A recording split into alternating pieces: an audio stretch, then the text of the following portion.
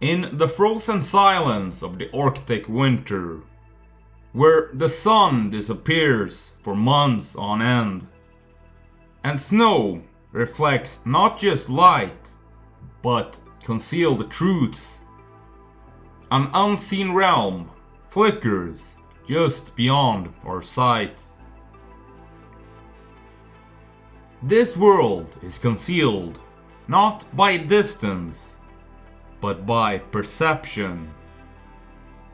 Here, the ordinary becomes enchanted, and darkness reveals a secret spectrum of colors invisible to the naked eye.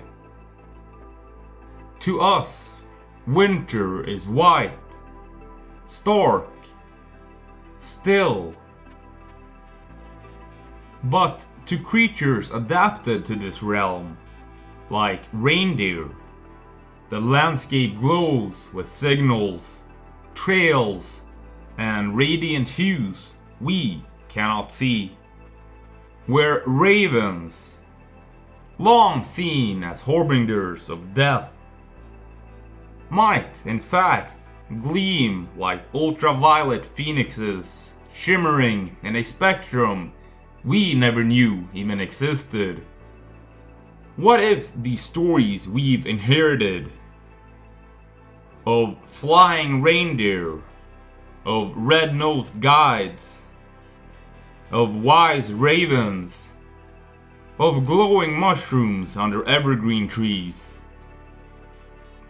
What if they weren't just folklore? What if they are echoes of an older, stranger truth? A truth glimpsed only by those who've learned how to see in the dark. Stay tuned and I'll explain just how magical this world really is.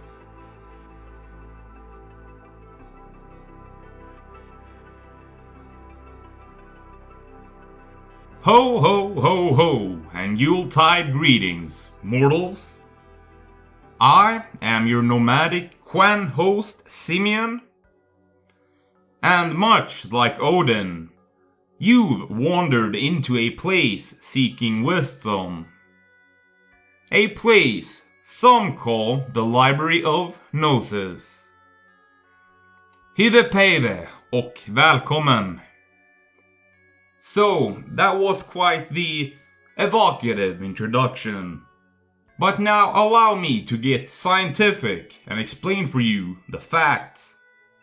During the winter months, reindeer's eyes undergo a seasonal color shift, changing from a golden orange hue in the summer to a rich crystalline blue in the winter, which helps them adapt to the extreme light conditions of the Arctic. This remarkable adaptation increases blue light scattering inside their eyes, enhancing their ability to detect contrast in the snowy, dimly lit winter landscape. Remarkably, this makes them the only scientifically known mammal capable of seeing into the ultraviolet spectrum. To creatures with UV vision, the world looks completely different. Snow reflects UV light intensely, and many natural features, such as urine trails, lichens, and even the fur of predators, glow in the UV range. But perhaps one of the most surprisingly beautiful effects of this is how birds appear to those animals. Many dark-feathered birds, such as crows, ravens, and other corvids, which appear jet black to us, actually shimmer with vibrant and vivid ultraviolet hues when seen through UV-sensitive eyes. So occulted within what we perceive as pure darkness, lies a hidden prism of light.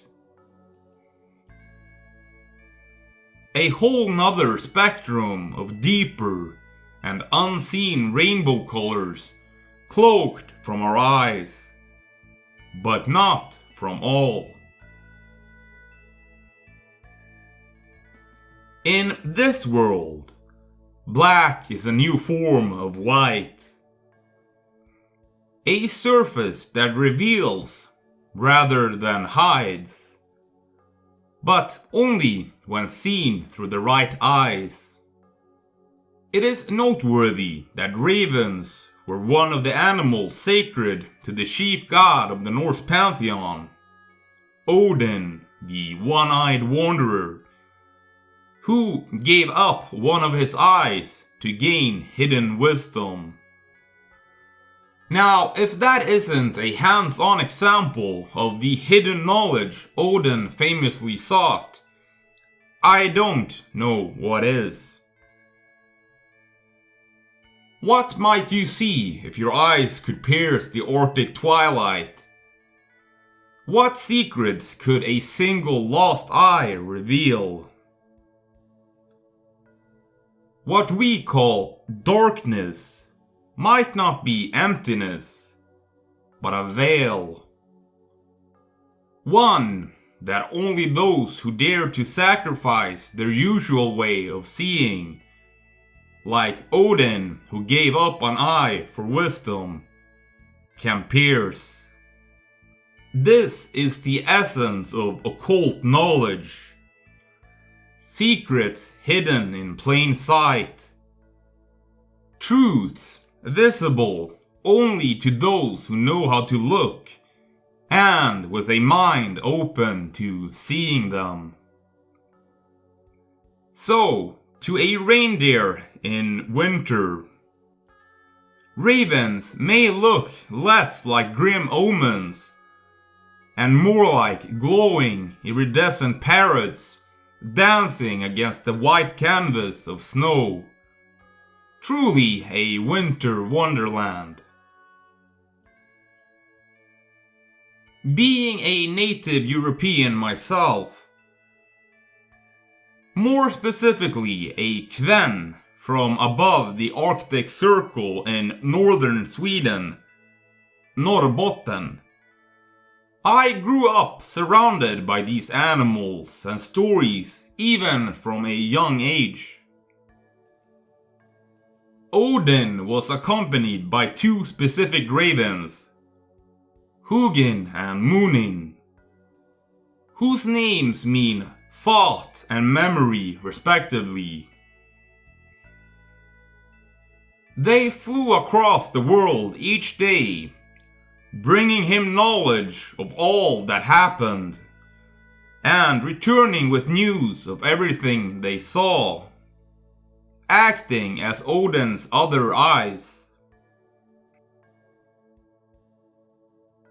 Growing up in northern Sweden, I was clueless about my native ancestry, and that I was surrounded not just by secretly very fascinating animals, but also overlooked fungi.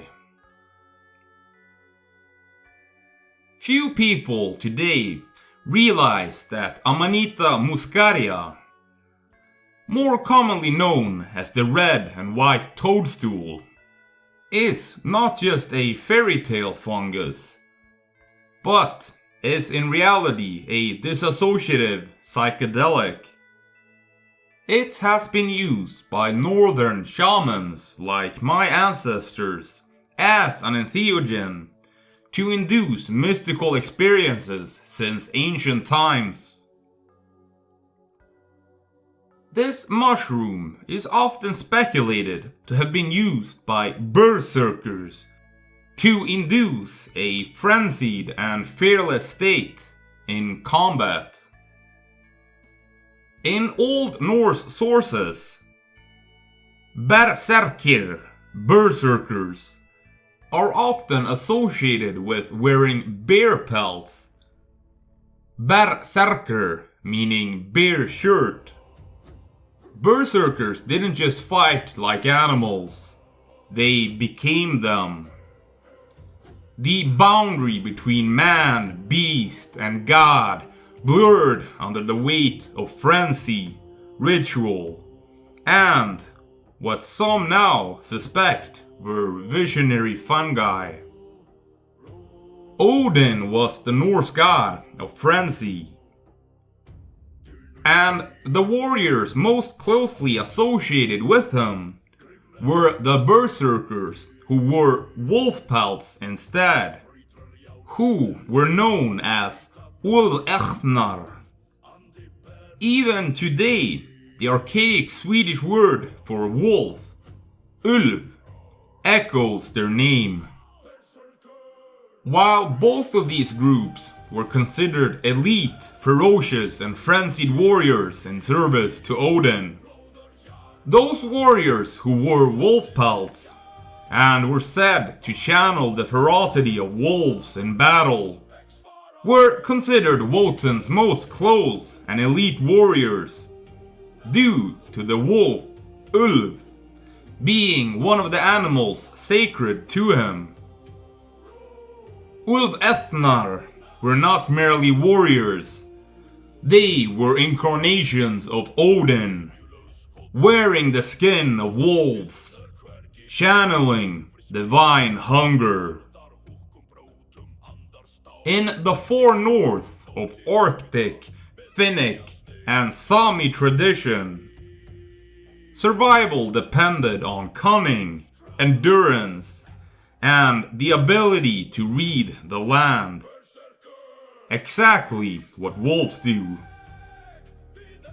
In Sami and Finnic shamanism, the wolf could be a noids, shamans, helping spirit, or alternate form during spirit journeys.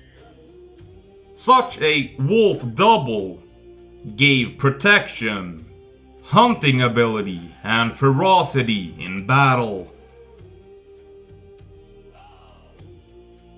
Some clan totems were lupine, meaning the wolf wasn't just an admired animal, it was a guardian identity. This mirrors how warriors might think of themselves as the wolf's human counterpart. A wolf protecting your settlement was both a supernatural ally and a psychological weapon. Enemies feared it, insiders revered it. This guardian role had a social meaning too. The wolf was seen as disciplined, loyal to its pack, and ruthless to outsiders. Traits idolized in tightly knit frontier communities. Among Scythians, Sarmatians, and other steppe nomads, the wolf was often sacred. Initiation rites for some warrior bands involved wearing wolfskins or taking on a wolf name, symbolizing transformation into a predator. Greek sources sometimes record Scythians claiming descent from a union of a woman and a wolf spirit, an origin myth tied to warrior prowess. The wolf here was about speed, ambush, and loyalty to the Brotherhood, portable across cultures. As mentioned, the Ulfethnar, wolf cloaks, were Norse warriors, often described alongside berserkers. They fought in coordinated packs, using intimidation, shock tactics, and furious assaults. This is eerily close to the steppe wolf warrior imagery, not just in costume, but in the psychological warfare and kin bonding of the group. The similarity is striking enough that some historians speculate on cultural transmission via trade, mercenary service, or earlier Finnic-Baltic intermediaries. Essentially, an unbroken chain of wolf warrior archetypes from Siberia to Scandinavia. Odin himself was flanked not only by his ravens, but also two spectral wolves by the names of Geri and Freki, who accompanied him and symbolized the untamed, devouring aspect of war and death, as their names respectively roughly translates as the ravenous or greedy one and the gluttonous or voracious one. An interesting thing to note is that the word ravenous is etymologically connected to raven from the verb to raven, as in the wolf ravened the carcass, thus exist in English, and thus mean to devour greedily. This verb stems from the same Latin root, rapere, through Old French, and is not originally connected to the bird. However, because ravens are scavengers, and known for devouring, especially carrion, the meanings overlapped over time, even if the etymologies didn't. Seems archetypes operate on all levels of existence. Ravens, Corvus corax, and wolves, Canis lupus, share a well-documented mutualistic bond in the wild and are frequently seen flocking together. Initially, biologists believed ravens merely benefited by trailing wolf packs to carcasses, waiting for them to tear open thick hides the birds couldn't pierce on their own, letting the wolves tear open hides too tough for their beaks. They have also been known to guide wolves to unscavenged carcasses for the very same purpose. But the relationship is not merely utilitarian in nature. Field observations have revealed something deeper behind this bond. Ravens have been seen playfully swooping and diving over wolves. Wolves, in turn, chase ravens in mock hunts, not in hunger or hostility, but in what can only be described as play. Juvenile wolves and ravens, especially, seem to delight in each other's company. This kind of interspecies play is extraordinarily rare in the animal kingdom. Wolves and ravens don't just cooperate. They seem to genuinely enjoy each other's presence. Basically, wolves and ravens just like hanging out together. You know what they say. Birds of a feather flock together. Wolves, Canis lupus, are without a doubt one of, and likely, the most successful large apex land predators on planet Earth besides humans, credited to their social and pack hunting strategy. But not just for their hunting strategy, but their adaptability across a stunning range of biomes. Wolves have historically inhabited more of the northern hemisphere than any other large predator. They thrive in Arctic tundra, boreal forests, temperate woodlands, mountains, grasslands, deserts, and even semi-urban and agricultural areas. Very few apex predators can adapt across such a wide ecological spectrum.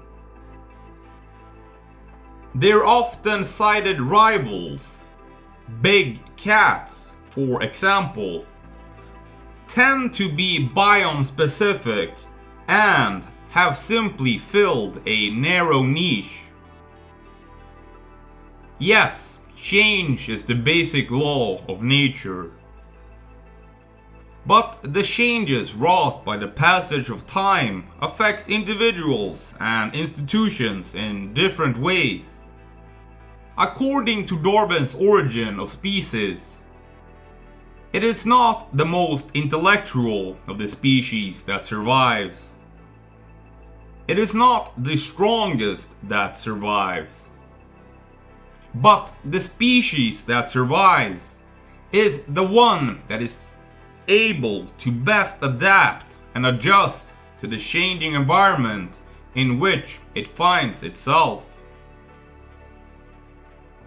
Applying this theoretical concept to us as individuals, we can state that the civilization that is able to survive is the one that is able to adapt to the changing physical, societal, political, moral, and spiritual environment in which it finds itself.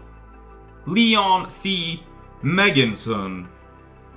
Scientists often measure animal intelligence not by brain size alone, but by the number and density of neurons, especially in the cerebral cortex.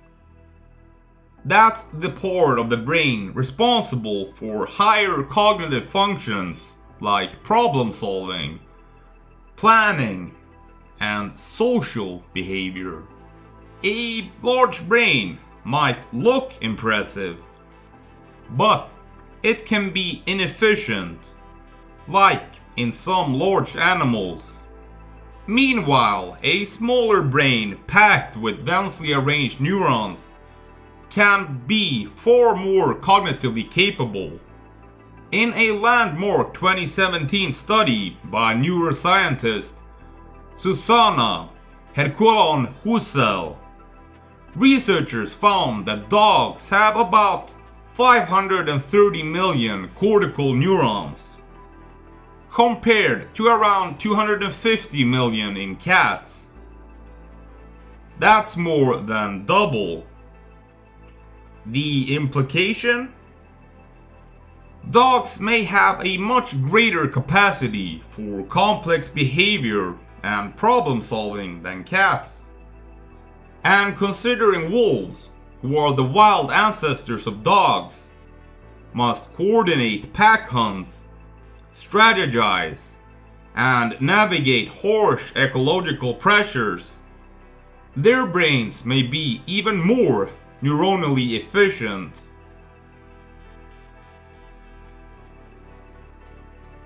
Now, before I go further, I need to clear up a common misconception.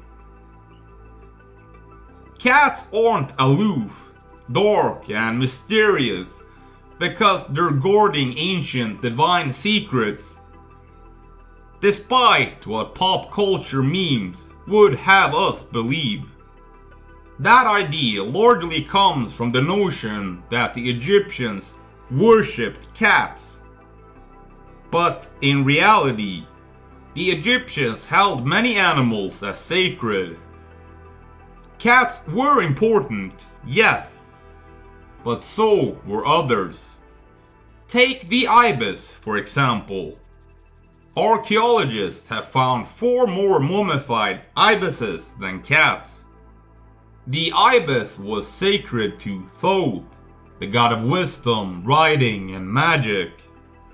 The Romans equated Thoth with Mercury, whose day, Dies Mercurii, we now call Wednesday in English, or Wotan's Day.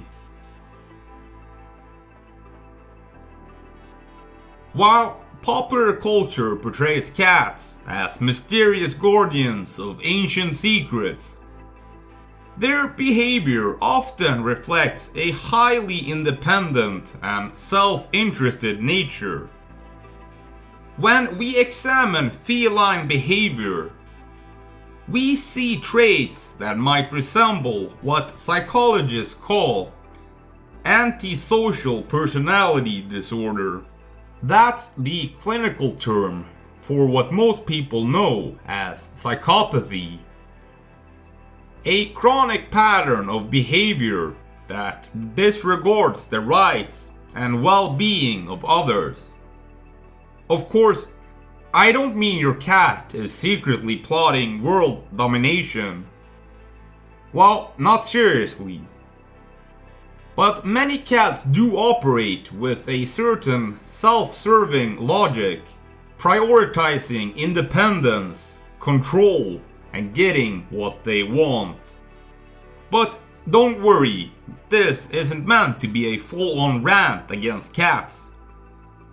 Yes, when your cat rubs against your leg, it's probably not showing affection. It's likely scent marking, claiming you as its territory, i.e., a subtle act of domination. But let's be fair, cats and ibises do have something in common. Both are known to be very graceful creatures. I'd argue that grace comes from their highly calculated, deliberate movements. Grace, after all, is a byproduct of control. And not all cats are solitary. Lions, for instance, are one of the rare felines to live in social groups. Prides.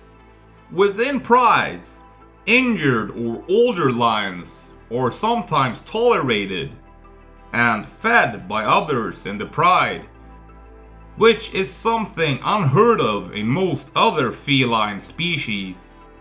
While we can't read a lion's mind, their response to the distress of cubs or pride members are suggestive of basic empathic instincts.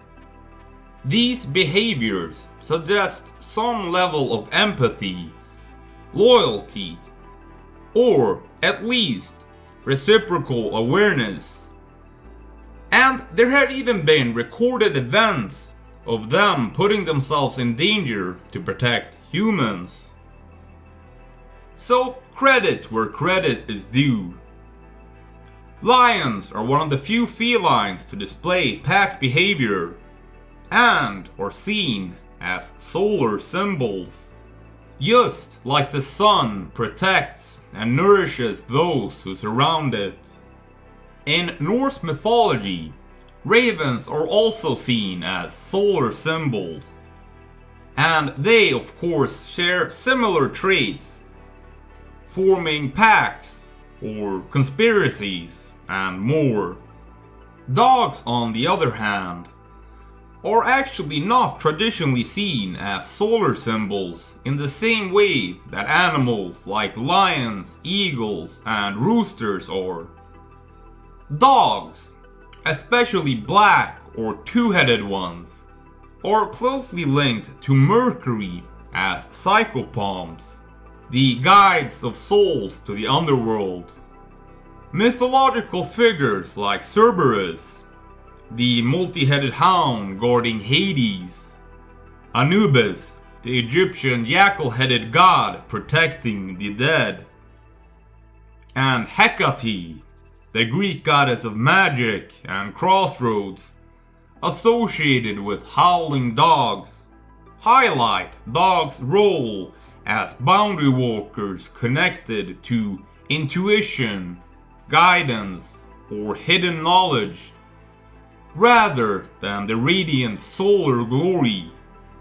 Canines instead carry lunar symbolism, famously howling at the moon, and in alchemy and tarot, like the moon card, represents the instinctual, loyal self responding to mystery and illusion, sensing the unseen through their heightened physical senses, like smell and hearing, and also through their high emotional intelligence, being able to sense slight shifts in energies and moods around them. Solar animals are more brash, being symbols of day, authority, and radiance like lions and eagles, while dogs and wolves represent night, intuition, threshold, loyalty, and guardianship. So, as mentioned, Odin, the Allfather, was accompanied by the ravens Hugin and Munin, and the wolves Geri and Freki. The very animals that modern science now shows as natural companions were already linked at Odin's side 1,000 years ago, almost like ancient intuition preceding data. Ravens too are astonishingly versatile, intelligent enough to solve puzzles, recognize individual faces, and even manipulate social dynamics. And like wolves, they can be found in vast and varied habitats across the northern hemisphere. Sometimes they move in groups, poetically called a conspiracy of ravens. Ravens are classified as endangered in Sweden because of the low population in the south. But up north, where I live, they are one of the more commonly seen birds. So truly creatures that represent the far north. The symbolism just never ends with these guys. Few realize ravens can actually be taught to talk like parrots, because they have strong vocal learning abilities and flexible syrinx, their vocal organ, allowing them to mimic a wide range of sounds, including human speech. With training, they can imitate words and phrases clearly, sometimes even better than parrots. Ravens also have advanced cognitive skills and social intelligence, which help them understand and use sounds more creatively. So not only can ravens learn to talk, but through their capacity for sound imitation and problem solving, may even surpass parrots as communicators. This combined with the fact that they are extremely colorful birds to other birds who can see in the ultraviolet spectrum, truly makes them the parrots of the north. Ravens were not just companions to Odin, but his other eyes. And likewise, Odin's two wolves were also not just companions, but incarnations of the consuming chaos of battle, the hunger that drives war. Odin himself was a god of war, and delighted in it so much that if there were no battles, he would grow restless. He has been known to purposely pit allies against each other, not for conquest, but for the glory and thrill of battle.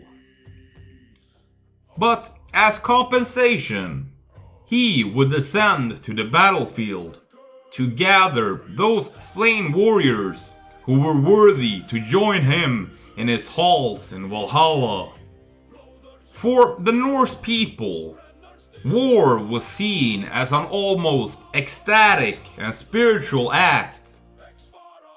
A chance to test one's mettle, so to speak. A profound test of courage and strength, offering the chance to earn lasting glory for oneself and one's people. Since it is so likely that children will meet cruel enemies, let them, at least, have heard of brave knights and heroic courage. Otherwise, you are making their destiny not brighter, but darker. C.S. Lewis.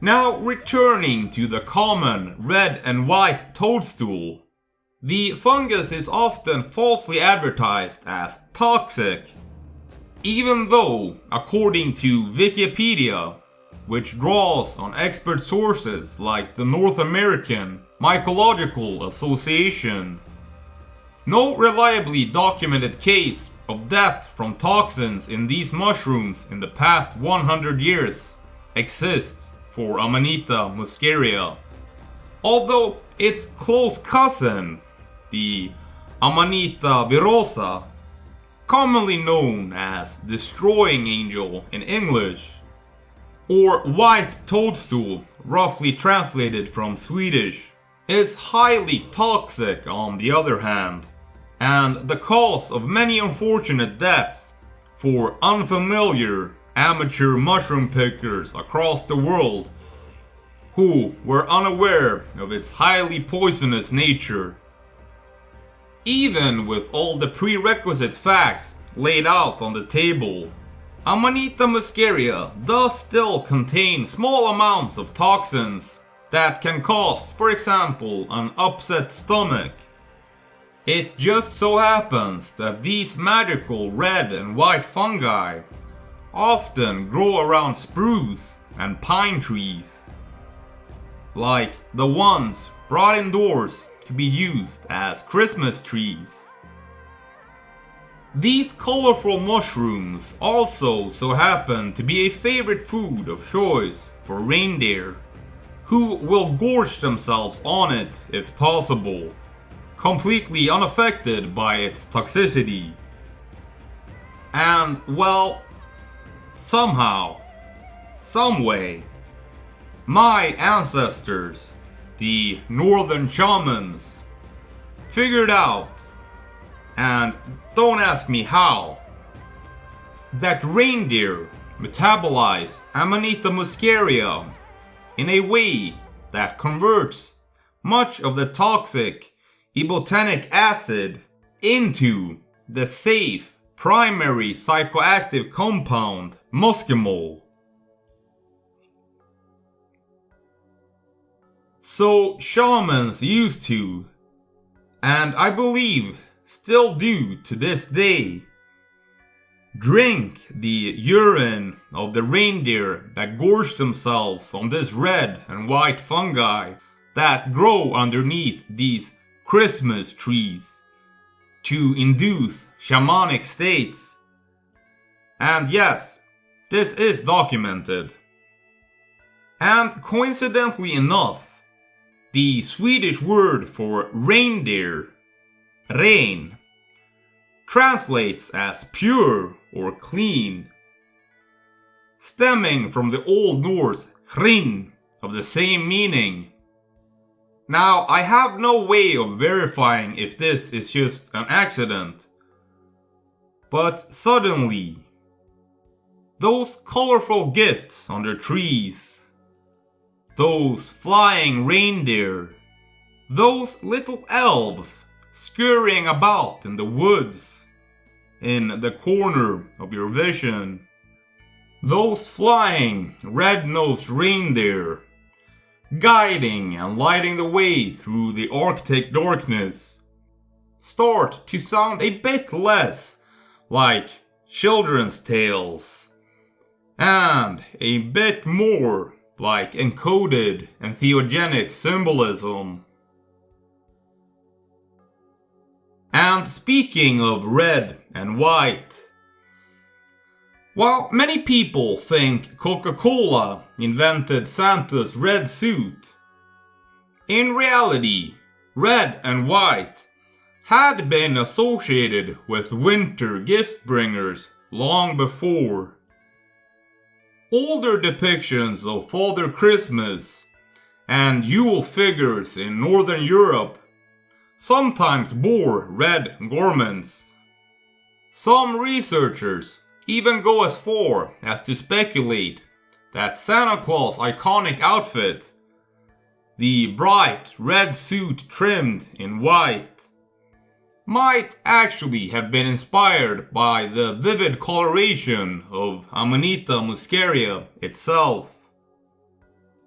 Given the widespread shamanic use of the mushroom in Arctic and subarctic cultures, and its association with flying reindeer, evergreen trees, and altered states of perception, it is not hard to imagine a cultural fusion where folklore, psychedelic mushrooms, shamanic flight, and Arctic folklore coalesced into one of the most enduring winter icons, the jolly figure we now call Santa Claus.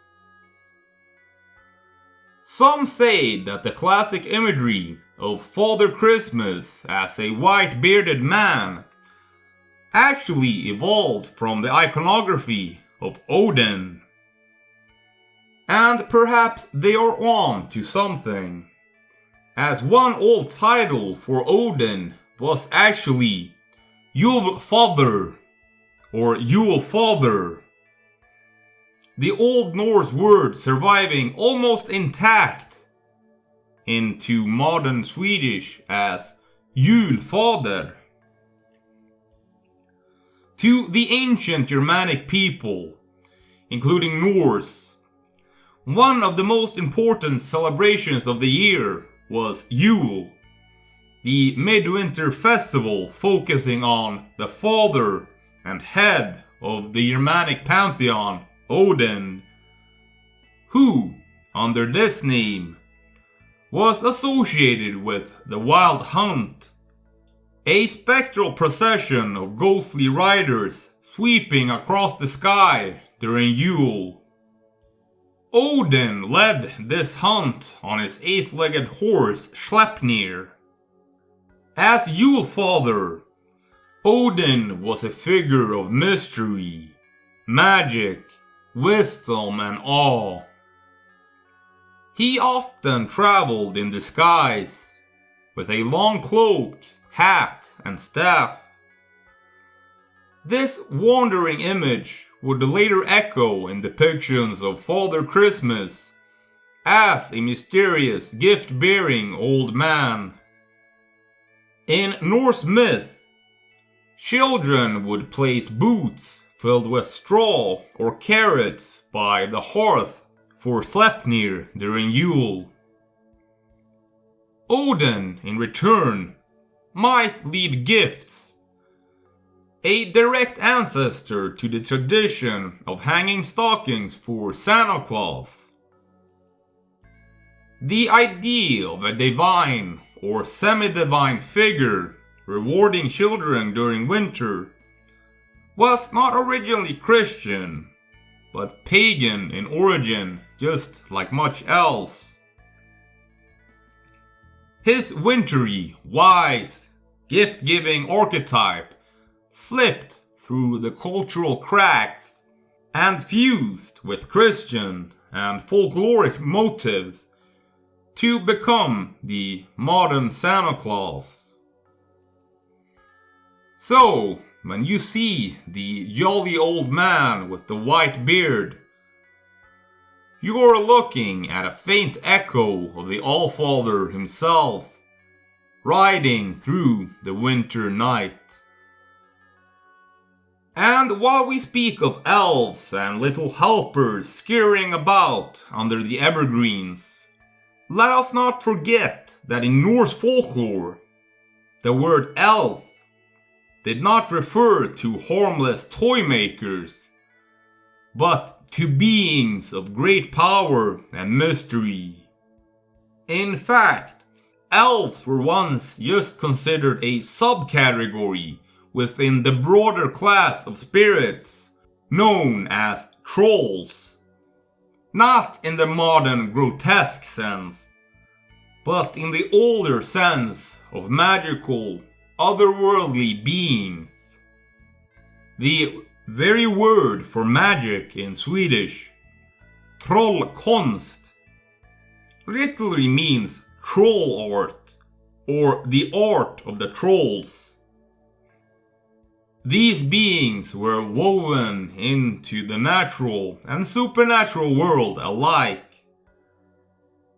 Just as Odin himself was a god of magic, scyther, shape-shifting and liminal, walking between worlds, gathering wisdom not only from the skies above, but from the mushrooms below. So, in the cold north, where auras swirl and dance, and reindeer perceive unseen realms through ultraviolet sight, it is not hard to imagine that these ancient Norse people did not just revere these spectral birds as symbols of wisdom, but as luminous messengers of divine insight, visible only to those attuned to the hidden magic of the world. In a land where the ordinary becomes luminous under winter's spell, perhaps Odin didn't just merely send his ravens to watch the world, but to be seen by it. By those who still remember how to look beyond the visible. Those who could still perceive the infused hidden magic within the world that lays just beyond ordinary perception. Perhaps what we call twilight vision. The ability to see not only in low light, but in overlapping realms of meaning, is not merely a metaphor, but a memory.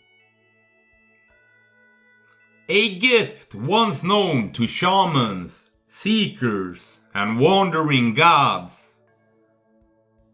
A way of seeing magic and the unseen, not only with the eyes, but with the soul. And in the Arctic twilight, where ravens shimmer like hidden rainbows, and wolves move like shadows with teeth, perhaps magic was never lost, only hidden in plain sight, waiting for those who know how to look.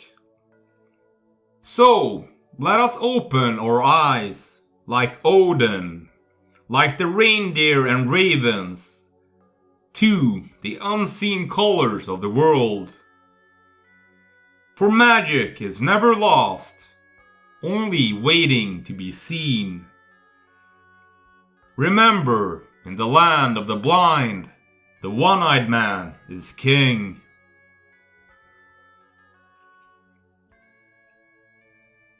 and those who were seen dancing were thought to be insane by those who could not hear the music. Friedrich Nietzsche.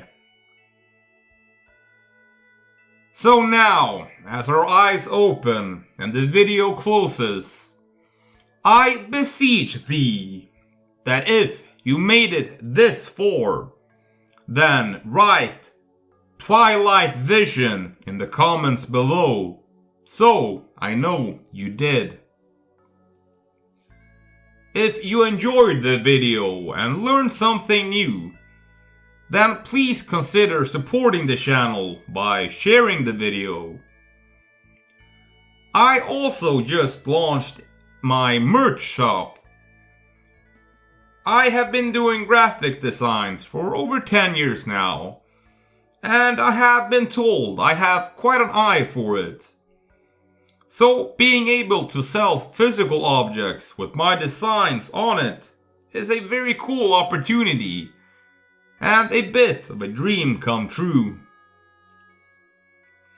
When I get the time and inspiration strikes, then more designs will be released for sure. So, if you want to support the channel and get some cool merch with my personal prints in the process, then feel free to check them out. God wills it.